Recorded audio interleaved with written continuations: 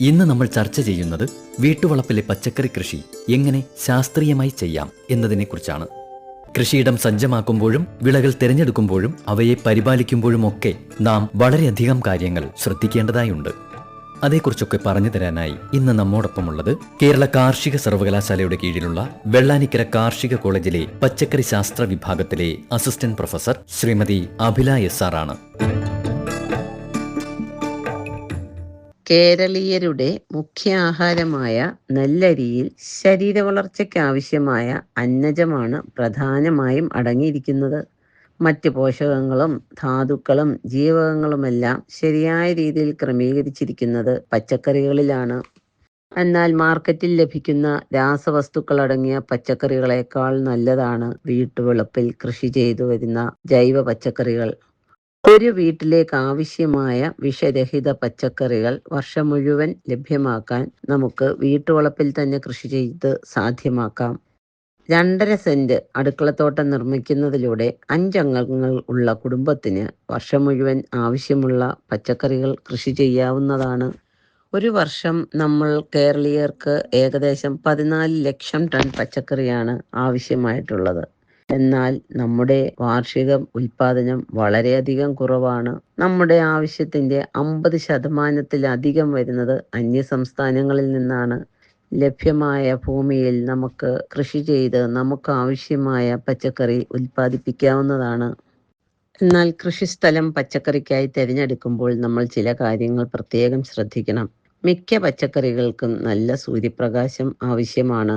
അതിനാൽ നല്ല സൂര്യപ്രകാശം ലഭിക്കുന്ന സ്ഥലമാണ് ഇതിന് അനുയോജ്യം.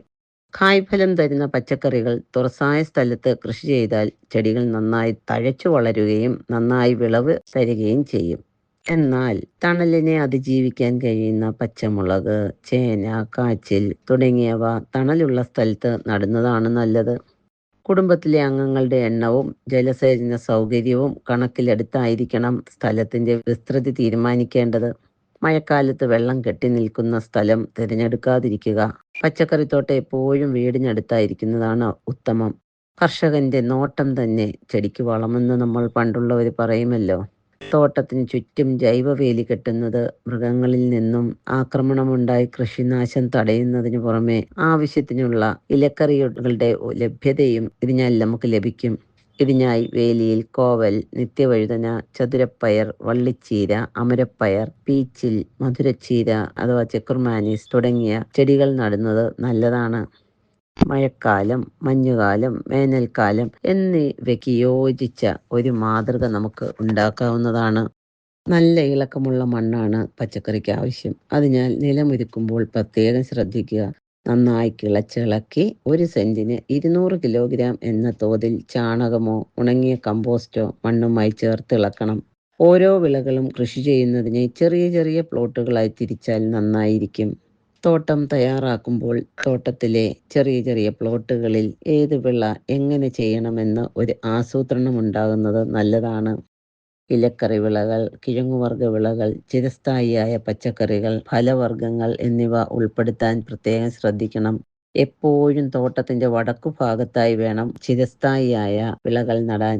മുരിങ്ങ, പപ്പായ, കറിവേപ്പ്, നാരകം, ചെറുനാരകം, ഇലിമ്പൻ പുളി, വാഴ, പൈനാപ്പിൾ തുടങ്ങിയവ ഈ ഇനത്തിൽപ്പെടുന്നു. ഒരു പച്ചക്കറിത്തോട്ടം ആരംഭിക്കുമ്പോൾ ഏറ്റവും നല്ല നടീൽ സമയം മെയ് മാസത്തിൽ 1-2 മഴ ലഭിച്ചതിനു ശേഷമായിരിക്കണം.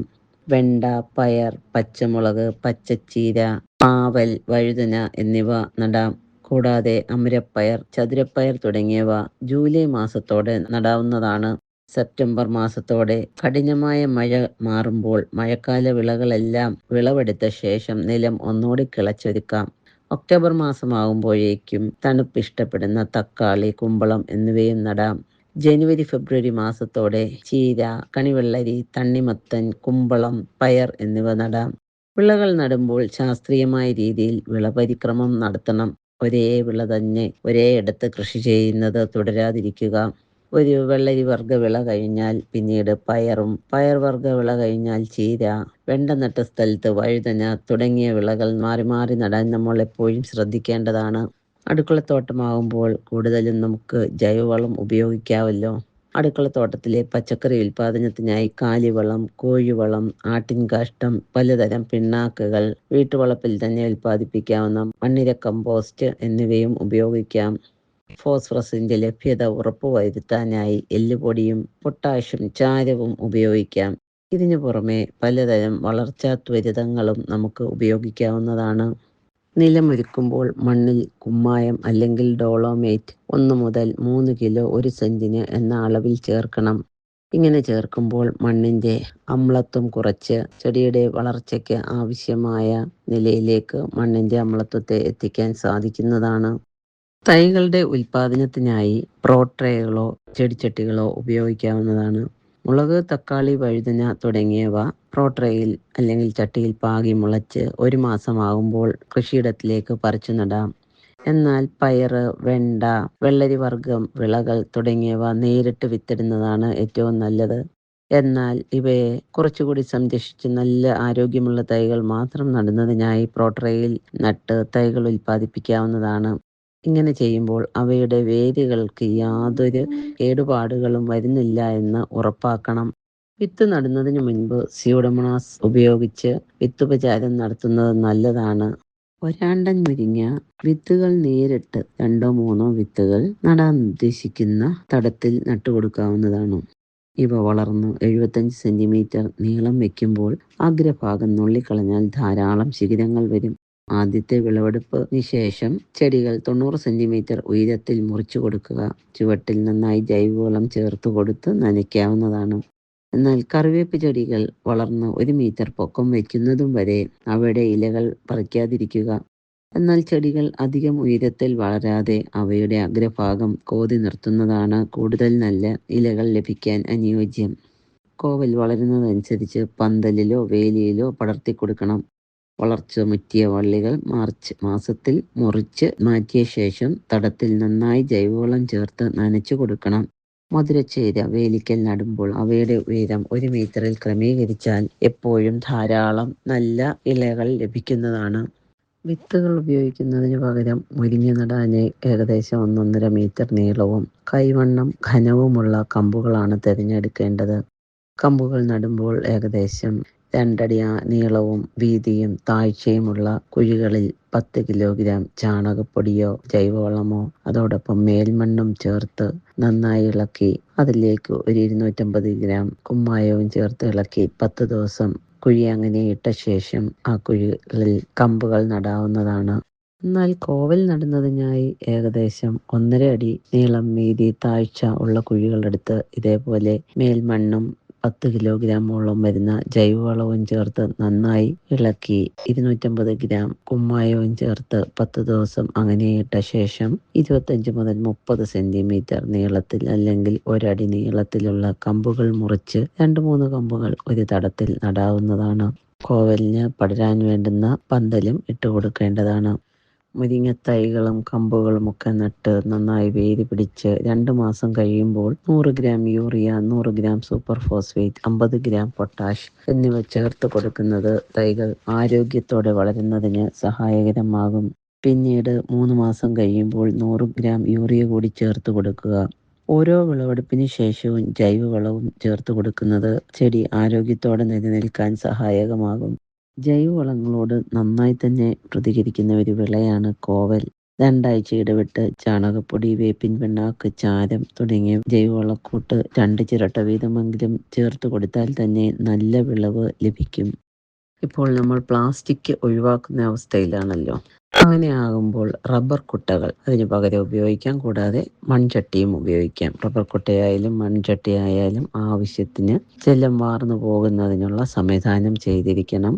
ചട്ടിയുടെ ഹോളുകൾക്ക് മുകളിലേക്കായി ചരലുകളും ഇഷ്ടിക കട്ടകളും ചേർത്താൽ വെള്ളം കെട്ടി നിൽക്കുന്നത് ഒഴിവാക്കാം. പോട്ട് മിക്സ്ചർ എപ്പോഴും നിറയ്ക്കുമ്പോൾ അവയിൽ കുറച്ച് വേപ്പിൻ പിണ്ണാക്ക് 50 മുതൽ 100 ഗ്രാം ഒരു ഗ്രോ ബാഗിലേക്ക് ഇടുന്നത് വേരിനെ ബാധിക്കുന്ന രോഗകീടങ്ങളിൽ നിന്നും സംരക്ഷിക്കാൻ സാധ്യമാകും. ഗ്രോ ബാഗ് അല്ലെങ്കിൽ ചെടിച്ചട്ടി നിറയ്ക്കുന്നതിനായി മണ്ണ്, ചാണകപ്പൊടി, ചകിരിച്ചോറ് കൂടാതെ കരിയിലപ്പൊടി ലഭ്യമാണെങ്കിൽ ചകിരിച്ചോറിന് പകരം കരിയിലപ്പൊടിയും ചേർത്ത് ചട്ടിയായാലും കന്നാസായാലും റബ്ബർ കുട്ടയിലും 3/4 ഭാഗം മാത്രം നിറച്ച ശേഷം അതിൻ്റെ പുളിരസം മാറ്റുന്നതിനായി ഓരോ പിടി കുമ്മായം ചേർത്തിളക്കി 10 ദിവസം വയ്ക്കുന്നത് നല്ലതാണ്. ഇതിലേക്ക് 50 മുതൽ 100 ഗ്രാം വേപ്പിൻ പിണ്ണാക്കും 100 ഗ്രാം വീതം എല്ലുപൊടിയും ചേർത്ത് വിത്തുകളോ തൈകളോ നടാവുന്നതാണ്. ചട്ടിയിൽ നടുന്ന ചെടികൾക്ക് ആഴ്ചയിലൊരിക്കൽ സൂഡോമോണാസ് ലായനി ഒഴിച്ചു കൊടുക്കാം. കൂടാതെ ഒരാഴ്ച ഇടവിട്ട് മത്തി ശർക്കര മിശ്രിതം അഥവാ ഫിഷ് അമിനോ ആസിഡ് ദ്രവരൂപത്തിൽ ഇലകളിൽ 2 ഗ്രാം 1 ലിറ്റർ വെള്ളത്തിൽ കലർത്തി തളിച്ചു കൊടുക്കാം. കൂടാതെ കോഴിവളം, മണ്ണിര കമ്പോസ്റ്റ് തുടങ്ങിയവ മണ്ണിൽ ചേർത്ത് കൊടുക്കാവുന്നതാണ്. ഒരു ചിരട്ട വീതം കോഴിവളവും ആട്ടിൻ കാഷ്ടവും ചേർക്കുമ്പോൾ നന്നായി നനച്ചു കൊടുക്കേണ്ടതാണ്. ഇവയുടെ ചൂട് ചെടികളുടെ ആരോഗ്യത്തെ ബാധിക്കാൻ സാധ്യതയുണ്ട്. എന്നാൽ നന്നായി നനച്ചു കൊടുത്താൽ ചെടിക്ക് ഏറ്റവും അനുയോജ്യമായ ജൈവവളവുമാണ് ഇവ. വളർച്ചക്കുറവെന്ന് തോന്നിയാൽ 19-19-19 3 ഗ്രാം 1 ലിറ്റർ വെള്ളത്തിൽ കലർത്തി ഇലകളിൽ തളിച്ചു കൊടുത്താൽ ചെടിയുടെ ആരോഗ്യം മെച്ചപ്പെടും. മഴക്കാലമായാൽ ഗ്രോ ബാഗുകളിൽ മുളക്, വെണ്ട, ചീര, വഴുതന എന്നിവ നടാം. ഒക്ടോബർ മാസത്തിൽ നടിയിൽ മിശ്രിതം പുറത്തെടുത്ത് നന്നായി വെയിൽ കൊള്ളിച്ച ശേഷം വീണ്ടും നിറച്ച് ജൈവവളവും ചേർത്ത് തക്കാളി, പയർ, മുളക്, വഴുതന, ക്യാബേജ്, കോളിഫ്ലവർ, വെണ്ട, ചീര തുടങ്ങിയ വിളകൾ നടാം. വെള്ളരി വർഗ്ഗ വിളകൾ നടാനായി 2.5 അടി വ്യാസമുള്ള ചട്ടിയോ റബ്ബർ കുട്ടകളോ ഉപയോഗിക്കാം. ചട്ടിയിലും കുട്ടയിലുമാണെങ്കിലും വെള്ളപരിക്രമണം അത്യാവശ്യമാണ്. മുളക്, വഴുതന, വെള്ളരി തുടങ്ങിയവ നട്ട ബാഗുകളിൽ അടുത്ത തവണ കൃഷി ചെയ്യുമ്പോൾ പയർ ചെയ്യുന്നതാണ് ഏറ്റവും ഉത്തമം. വേനൽക്കാലത്ത് ചീര, കണിവെള്ളരി എന്നിവ കൃഷി ചെയ്യാം. ഒരു വിളയ്ക്ക് ശേഷം ഗ്രോ ബാഗിലെ മിശ്രിതം വീണ്ടും ഉപയോഗിക്കാവുന്നതാണ്. ഇതിനായി നടിയിൽ മിശ്രിതം പുറത്തെടുത്ത് നന്നായി വെയിൽ കൊള്ളിക്കണം. അതിനുശേഷം ഒരു പൊടി കുമ്മായം ചേർത്ത് 15 ദിവസത്തോളം വെച്ച ശേഷം വീണ്ടും ജൈവവളവും കമ്പോസ്റ്റും ചേർക്കാവുന്നതാണ്. ആഴ്ചയിലൊരിക്കൽ സ്യൂഡോമോണാസ് ഫ്ലൂറസെൻസ് 20 ഗ്രാം 1 ലിറ്റർ എന്ന തോതിൽ കലർത്തി ഇലകളിൽ തളിച്ചു കൊടുക്കുന്നത് കുമിൾ രോഗങ്ങളെയും ബാക്ടീരിയൽ രോഗങ്ങളെയും ചെറുക്കാൻ സഹായിക്കുന്നു. കൂടാതെ ആഴ്ചയിലൊരിക്കൽ അല്ലെങ്കിൽ 2 ആഴ്ച കൂടുമ്പോഴെങ്കിലും 1 ലിറ്റർ വീതം ഓരോ റബ്ബർ കുട്ടയിലും ഒഴിച്ചു കൊടുക്കുന്നത് വളരെ നല്ലതാണ്. വേപ്പിൻ കുരുസത്ത്, വെളുത്തുള്ളി വേപ്പെണ്ണ മിശ്രിതം എന്നിവയിലേതെങ്കിലും ആഴ്ചയിലൊരിക്കൽ തളിക്കുന്നത് കീടങ്ങളെ ഒരു പരിധിവരെ ഒഴിവാക്കാൻ സഹായിക്കുന്നു. വീട്ടുവളപ്പിൽ പച്ചക്കറി കൃഷി ചെയ്യുമ്പോൾ ഒരു പൂന്തോട്ടത്തിന്റെ ഭംഗി കൂടി ഇവയ്ക്ക് നൽകുന്നതിനായി കുറച്ച് ഭംഗിയുള്ള അല്ലെങ്കിൽ പല നിറത്തിൽപ്പെട്ട പച്ചക്കറികളും ഇതിൽ ഉൾപ്പെടുത്താവുന്നതാണ്. ഇതിനായി പല നിറത്തിലെ ഇലകളുള്ള ചീര ഇനങ്ങൾ നടാം. രേണുശ്രീ, കൃഷ്ണശ്രീ ചീര ഇനങ്ങളും പാലിന്റെ നിറത്തിലുള്ള വെള്ളത്തണ്ടുകളുള്ള പാൽച്ചീര, പിങ്ക് നിറത്തിലെ തണ്ടുകളുള്ള സുന്ദരി ചീര, കൂടാതെ ചുവന്ന വെണ്ട ഇനമായ അരുണ, ചുവന്ന കുറ്റിപ്പയർ ഇനമായ കൈരളി, ചുവന്ന വള്ളിപ്പയർ ഇനമായ വൈജയന്തി തുടങ്ങിയവ ഈ പച്ച നിറത്തിനിടയിലേക്ക് നടുമ്പോൾ ഒരു ഉദ്യാനത്തേക്കാൾ ഭംഗിയുള്ളതായി മാറും പച്ചക്കറിത്തോട്ടം. ഇനി കുറച്ച് പച്ചക്കറി ഇനങ്ങൾ പരിചയപ്പെടാം. കാർഷിക സർവകലാശാല പുറത്തിറക്കിയ ഇടത്തരം വലിപ്പമുള്ള ഇളം പച്ച നിറമുള്ള കായ്കളുള്ള ശക്തി, വെളുത്ത നിറമുള്ള ഉരുണ്ട കായ്കളുള്ള ബാക്ടീരിയൽ വാട്ടത്തെ പ്രതിരോധിക്കാൻ കഴിവുള്ള മുക്തി, അനഘ, ഇളം പച്ച നിറത്തിലെ കായ്കളുള്ള തക്കാളി ഇനമായ വെള്ളായണി വിജയ്, കൂടാതെ നല്ല വലിപ്പമുള്ള ഉരുണ്ട കായ്കളുള്ള തക്കാളി ഇനമായ മനുപ്രഭ, ദീർഘഗോളാകൃതിയുള്ള മനുലക്ഷ്മി തുടങ്ങിയ തക്കാളി ഇനങ്ങൾ ഇന്ന് ലഭ്യമാണ്. വഴുതന വർഗ്ഗ വിളകളിൽ പർപ്പിൾ നിറത്തിൽ മുട്ടയുടെ ആകൃതിയുള്ള സൂര്യ, വെള്ള നിറത്തിൽ കുലകുലയായി ഉണ്ടാകുന്ന ശ്വേത, ഇളം പച്ച നിറത്തിൽ നീളമുള്ള കായ്കളുള്ള ഇനമാണ് ഹരിത. ഹരിത ഒരിക്കൽ നട്ടാൽ 2-3 വർഷം വരെ അവയുടെ ശിഖരങ്ങൾ മുറിച്ച് വീണ്ടും വീണ്ടും ഒരു ചിരസ്ഥായി വിള പോലെ നമുക്ക് വിളവ് നൽകാൻ കഴിയുന്ന ഒരു ഇനമാണ് ഹരിത ഇനം. കൂടാതെ അല്പം പടർന്നു വളരുന്ന നീളമുള്ള അകത്തേക്ക് വളഞ്ഞ ഇളം പച്ച നിറമുള്ള നല്ല ഭംഗിയുള്ള കായ്കൾ തരുന്ന പൊന്നി നല്ല ഒരു വഴുതന വർഗ്ഗ വിളയാണ്. ഉജ്ജ്വല വളരെ കാലമായുള്ള ഒരു ഇനമാണെങ്കിലും ഇപ്പോഴും അവയുടെ രുചിയോടൊപ്പം എത്താൻ ഒരു മുളകിനങ്ങളും ഇല്ല എന്ന് തന്നെ പറയാം. കടും പച്ച നിറത്തിൽ കാന്താരി പോലെ മുകളിലേക്ക് വളരുന്ന നല്ല ഭംഗിയുള്ള ഒരു ഇനമാണ് ഉജ്ജ്വല. നല്ല എരിയുള്ളതും നല്ല സ്വാദുള്ളതുമായ ഒരു ഇനമാണിത്. കൂടാതെ ഇളത്തരം വലിപ്പം വയ്ക്കുന്ന ചെടിയും ഇളം പച്ച നിറത്തിലെ കായ്കളുമാണ് അനുഗ്രഹ എന്ന ഇനത്തിലുള്ളത്. തണലിൽ വളർത്താൻ പറ്റിയ മിതമായ എരിവുള്ള ഒരിനമാണ് വെള്ളായണി അതുല്യ. കാന്താരി, വെള്ളക്കാന്താരി ഇനത്തിൽപ്പെട്ട തണലിലും വളർത്താവുന്ന ഒരിനമാണ് വെള്ളായണി സമൃദ്ധി. കൂടാതെ നല്ല കടും പച്ച നിറത്തിൽ ഉള്ള കുറ്റിയായി പടർന്നു വളരുന്ന ഒരിനം മുളകാണ് കീർത്തി. വെണ്ട ഇനങ്ങളിലുമുണ്ട് ധാരാളം വൈവിധ്യം. ഇളം പച്ച നിറത്തിലുള്ള നീണ്ട കായകളുള്ള സൽകീർത്തി ഇനവും അടുക്കളത്തോട്ടത്തിന് ഏറെ അനുയോജ്യമായ 20 സെന്റിമീറ്ററോളം നീളം വരുന്ന പച്ച നിറത്തിലുള്ള കായ്കൾ തരുന്ന സുസ്ഥിര, ചുവന്ന നിറത്തിലുള്ള ഭംഗിയുള്ള കായ്കൾ തരുന്ന അരുണ, വേനൽക്കാലത്തിലും നല്ല വിളവ് തരാൻ കഴിവുള്ള പച്ച നിറമുള്ള കായ്കൾ തരുന്ന അഞ്ചിത, മഞ്ഞളിപ്പിനെ പ്രതിരോധിക്കാൻ കഴിയുന്ന സങ്കരയിനം മഞ്ചിമ, കൂടാതെ മഴക്കാലത്തിന് ഏറ്റവും അനുയോജ്യമായ അർക്ക അനാമിക നല്ല നീളമുള്ള പച്ച നിറത്തിലുള്ള കായ്കളാണ് ഇതിൽ ഉണ്ടാകുന്നത്. പാവലിനങ്ങളെ പറ്റിയും പറയാതിരിക്കാൻ വയ്യ. വളരെ നീണ്ടതും പച്ച കളറിൽ മുള്ളുകളോട് കൂടിയ ഒരിനമാണ് പ്രിയ. 39 സെന്റിമീറ്ററോളം നീളം വരും. എന്നാൽ പ്രീതി ഇനം ഒരു മീഡിയം സൈസിൽ വെളുത്ത നിറത്തിൽ മുള്ളുകളോട് കൂടിയ ഇനമാണ്. 30 സെന്റിമീറ്റർ നീളം വരികയും പ്രിയങ്ക വലിയ പച്ച നിറത്തിലുള്ള കായ്കളാണ്. മുള്ളുകൾ കുറച്ച് സ്മൂത്ത് ആയിട്ടുള്ളതാണ്. കൂടാതെ പച്ചക്കറി ശാസ്ത്ര വിഭാഗത്തിൽ നിന്നും ഹൈബ്രിഡ് ഇനങ്ങളും പുറത്തിറക്കിയിട്ടുണ്ട്. പ്രജനി നല്ല പച്ച നിറത്തിലുള്ള കായ്കളാണ്. വളരെ ആകർഷകമായ മുള്ളുകളോട് കൂടിയതുമാണ്. പ്രഗതി എന്നാൽ ഇളം പച്ച നിറത്തിലുള്ളതും നല്ല ഭംഗിയുള്ള ഒരു ആകാരമുള്ളതുമാണ്. ഇപ്പോൾ നമ്മുടെ മലയാളികൾക്ക് ഏറ്റവും കൂടുതൽ താല്പര്യമുള്ള ഒരു പച്ചക്കറിയാണ് കക്കിരി അഥവാ സാലഡ് കുക്കുംബർ. കാർഷിക സർവകലാശാലയുടെ ഡിപ്പാർട്ട്മെന്റ് ഓഫ് വെജിറ്റബിൾ സയൻസിൽ നിന്നും പുറത്തിറക്കിയ പച്ച കലർന്ന മഞ്ഞ നിറത്തോടുകൂടിയ ഹീര എന്ന ഇനം ഏകദേശം 250 ഗ്രാം തൂക്കമുള്ള കായ്കൾ മഴമറയുണ്ടെങ്കിൽ അതിനുള്ളിലും തുറസായ സ്ഥലത്തും കൃഷി ചെയ്യാൻ പറ്റിയതാണ്. കൂടാതെ മറ്റൊരിനമാണ് ശുഭ്ര. ഏകദേശം 16 സെന്റിമീറ്റർ നീളമുള്ള വെളുത്ത കായ്കളാണ് ഇതിലുണ്ടാകുന്നത്. ഒരു കായ്ക്ക് ഏകദേശം 250 ഗ്രാം വരെ തൂക്കം വയ്ക്കും. പരാഗണമില്ലാതെ തന്നെ കായ പിടിക്കാൻ കഴിയുന്ന ഒരു സങ്കരം ഇനമാണ് KPCH 1. പോളി ഹൗസിലും പുറത്തും നടാവുന്നതാണ്. ഏകദേശം നല്ല വിളവ് കിട്ടുന്ന നല്ല കടും പച്ച നിറത്തിലുള്ള ഈ ഇനം അടുക്കളത്തോട്ടത്തിലേക്ക് ഏറ്റവും അനുയോജ്യമാണ്. വെള്ളരി നടുമ്പോൾ ശ്രദ്ധിക്കേണ്ട കാര്യം എന്ന് വെച്ചാൽ പൂ വിരിഞ്ഞ് 4-5 ദിവസത്തിനുള്ളിൽ തന്നെ ഇളം കായ്കൾ വിളവെടുക്കേണ്ടതാണ്. അല്ലെങ്കിൽ അവ ഭക്ഷ്യയോഗ്യമല്ലാതെയായി മാറും എന്നുള്ളത് മാത്രമാണ്. ടെറസിൽ കൃഷി ചെയ്യാൻ ഉദ്ദേശിക്കുന്നവർ രാസവള പ്രയോഗം ഒഴിവാക്കേണ്ടതാണ്. ഇതിനു പകരം ആഴ്ചയിലൊരിക്കൽ പുളിപ്പിച്ച വളങ്ങൾ നൽകുന്നത് ചെടികൾ കരുത്തോടെ വളരാൻ സഹായിക്കും. മണ്ണിര കമ്പോസ്റ്റ്, പിണ്ണാക്കുകൾ, കോഴിവളങ്ങൾ, വളർച്ചാത്വരകങ്ങൾ എന്നിവ ഉപയോഗിക്കാവുന്നതാണ്.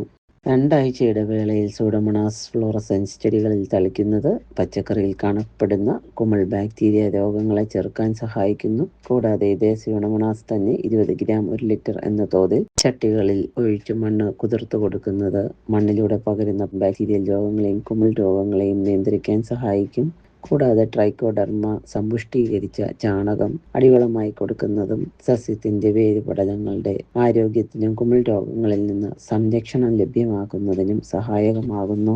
കീടങ്ങളെ ഒഴിവാക്കുന്നതിന് വേപ്പിൻ കുരുസത്ത്, വെളുത്തുള്ളി, വേപ്പെണ്ണ മിശ്രിതം തുടങ്ങിയവ ആഴ്ചയിൽ ഒരിക്കലെങ്കിലും തളിക്കുന്നത് കീടങ്ങളെ പൂർണ്ണമായും ഒഴിവാക്കാൻ സഹായിക്കും.